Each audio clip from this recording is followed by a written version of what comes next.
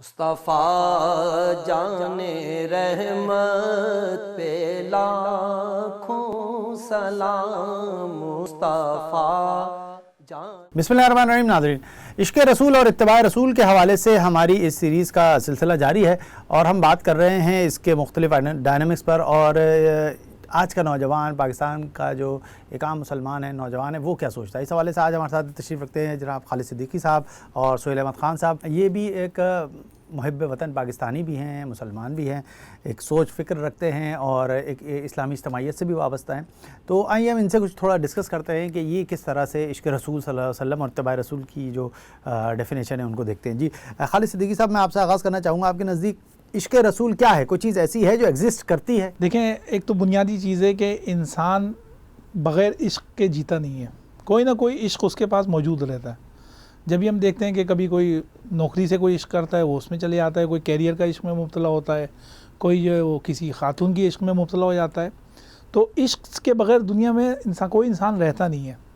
بحیثیت مسلمان جو ہے ہمارے اوپر لازم ہے کہ جو عشق ہونا چاہیے وہ عشق مصطفیٰ صلی اللہ علیہ وسلم کو ہونا چاہیے۔ نبی اکرم صلی اللہ علیہ وسلم سے محبت ایمان کا حصہ ہے،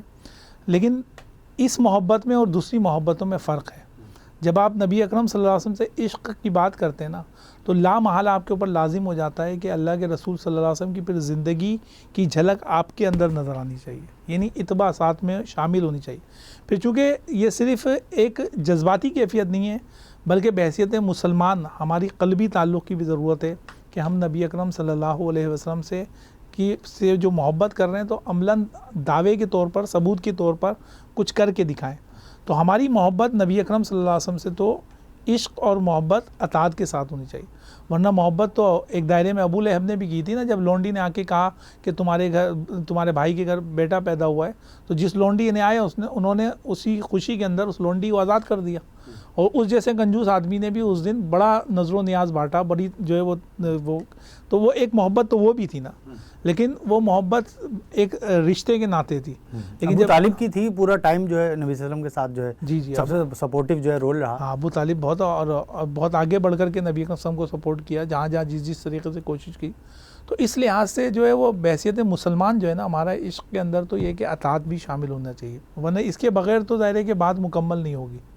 بات تو مکمل ہوگی کیونکہ جب ہم گواہی دیتے ہیں نا کہ اللہ کے رسول اللہ کے رسول ہیں، تو اس کے فوراً بعد کا مطلب یہ ہے کہ اب آپ مکے سے مثال لے لیں، مشرکین عرب نے ان کو امین اور صادق کا لقب دیا نا، تو ان کے کریکٹر سے متاثر تھے، وہ امین اور صادق کا لقب دیا، لیکن جب آپ نے رسول ہونے کا دعویٰ کیا تو انکار کر دیا، وہیں سے سب، کیونکہ ان کے پاس کانسیپٹ موجود تھا کہ رسول کا مطلب یہ ہے کہ ہم اپنی ساری خواہشات سے دستبردار ہونا پڑے گا، اور اس کے اور فیصلوں میں ہم نے ان کو بڑا رکھنا پڑے گا، فالو کرنا پڑے گا، ماننا پڑے گا۔ تو اس لحاظ سے جو ہے وہ جب ہم کہتے ہیں کہ اللہ کے رسول صلی اللہ علیہ وسلم ہیں، تو اس کا مطلب یہ کہ پوری تعلیمات کے ساتھ ہم ان کا اقرار کرتے ہیں اور اس تعلیمات کے مطابق زندگی گزارتے ہیں۔ مصطفیٰ جان رحمت پہ لاکھوں سلام۔